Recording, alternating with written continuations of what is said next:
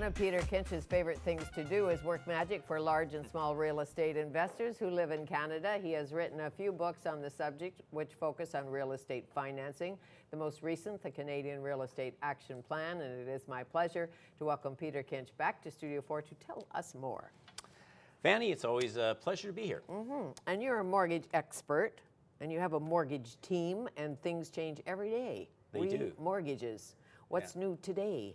Well, what time is it? I don't know. You almost have to keep a digital score clock on it. One of the things that was interesting, I was just saying, yesterday I get an email saying that the Royal Bank, Bank of Montreal, TD are all going to drop their 5-year fixed rates by about 20 basis points. That means if it was 3.6% on Monday to get a 5-year mortgage, it's 3.4% today. That's good news. It's fantastic news. Now, I would think that this would be big news, right? So I'm looking in the Report in Business today, the Globe and Mail, all the newspapers, nothing. Really? I mean, did you No, read about that? It wasn't headlines. It wasn't headlines. But when the Bank of Canada makes an announcement, we usually hear about it. Absolutely. And here's the reason why, Fanny.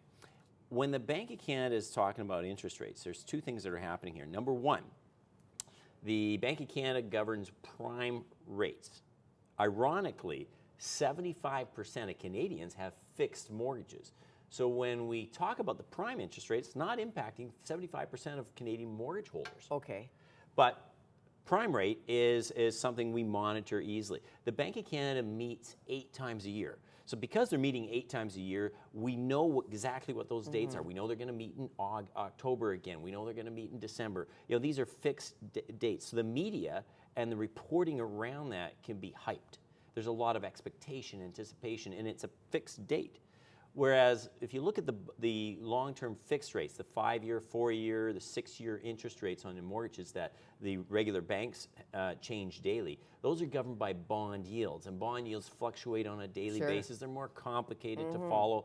And as a result, they're not reported on, but they can fluctuate frequently. The eternal real estate question, and you know what it is, are the rates going up or down? Should I lock in, or should I stay variable when I'm buying a house or a condo?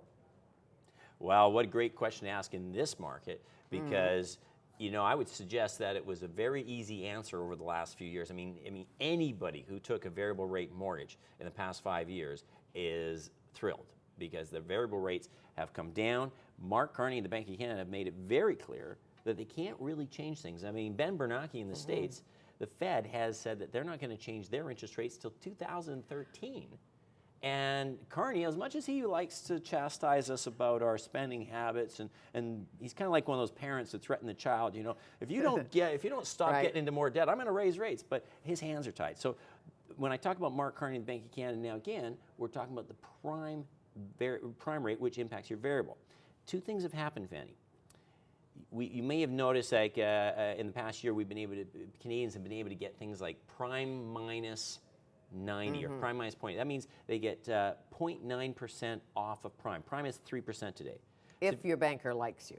Well, yeah, you know what? Quite frankly, they've been giving it to almost anybody. Almost anybody. It's surprising. Good to know. But here's what's interesting. The banks aren't making profit on variable rates. Okay. They're not making any profit there. Right. So they're going to push you to lock in. There's going to be been a huge move to variables because it's discounted, and Canadians know it's going to stay flat. But the banks aren't making money, so they've changed that discount. Now instead of prime minus 0.9, it's prime minus 0.4. And on the flip side, a bank, so they're not making any money on those variables. On the fixed rates, they borrow the money, or the money they lend, they get themselves, is based on the bond yield. So the difference between a bond yield and the price they charge you, 3.5% on a fixed rate, is called the spread. They like to have about a 1.75% spread there, and that's their profit margin. They like that. Today, that spread's about 2%, meaning there's a huge profitability in fixed rates for banks. Okay, good to know. Lack of confidence in U.S. recovery, big. Home construction pace slowed right down.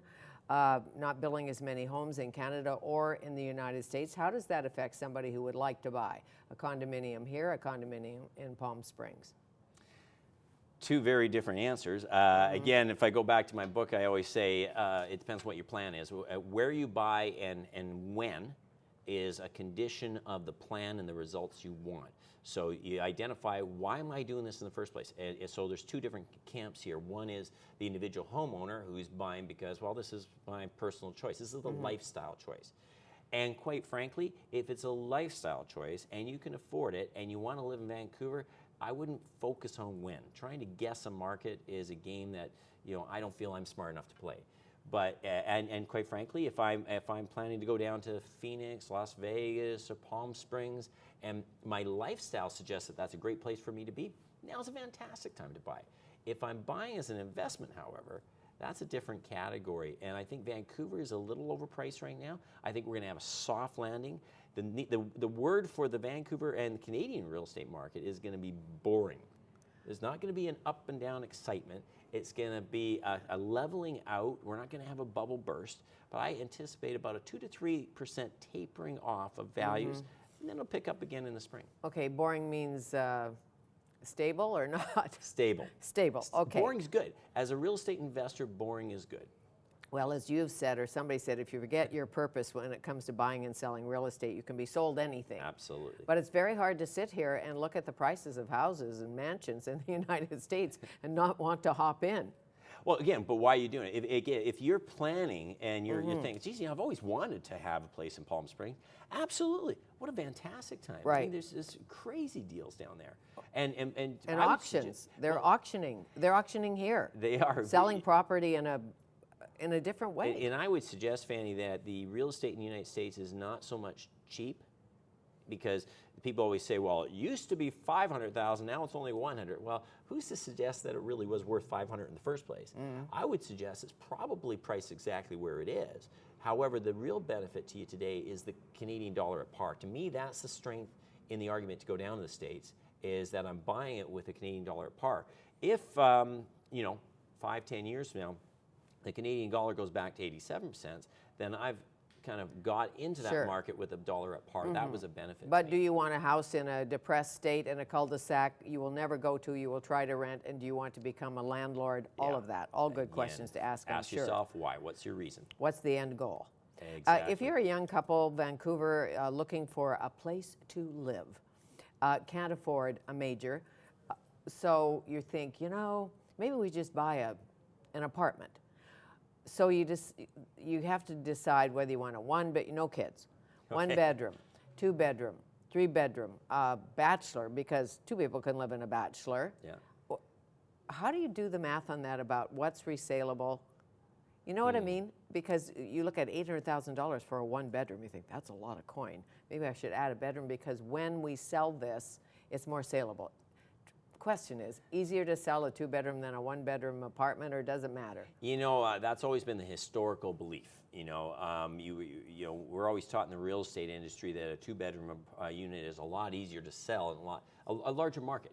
I mean, it comes down to marketability. But what makes Vancouver unique in terms of downtown Vancouver is the marketability for a 1 bedroom apartment probably, arguably, is just as strong as a 2 bedroom, simply by virtue of the fact of price factor. And you're having more young couples with no kids, or singles, professionals, and people like that who either want to live or rent or own or rent downtown. They're going to live downtown. And you have a vibrant core in Vancouver. Vancouver's one of those urban centers that people love working, living and working here. So that 1 bedroom apartment will have its market, but historically, the thought process always is, you're always going to have a larger market for a 2 bedroom market. Less is more. Less seems to be a trend. We can live smaller. Well, you have no choice. Well, that too. It's when you look at the marketplace, and if you're going to get into this Vancouver, I think it comes down to lifestyle choice again. Again, this is no different than whether do I want that 1 bedroom apartment in downtown Vancouver, or do I want to take advantage of the real estate prices in Palm Springs? It's all about your lifestyle. People are willing to give and take. I'll give up the yard in the burbs for proximity to my amenities downtown. Sure, or some rec property, perhaps some property at Whistler, and there's a small little place in the city. Who knows? When do you put a second mortgage, and when don't you put a second mortgage on a home? What should you think about? You want some cash. Okay, well, for me, what I believe is a second mortgage or a home equity line of credit, which is preferable. Okay. I distinguish an equity line of credit at prime plus one versus a second mortgage, it might be, higher interest rates. To me, here's how it works. You've got equity in your home.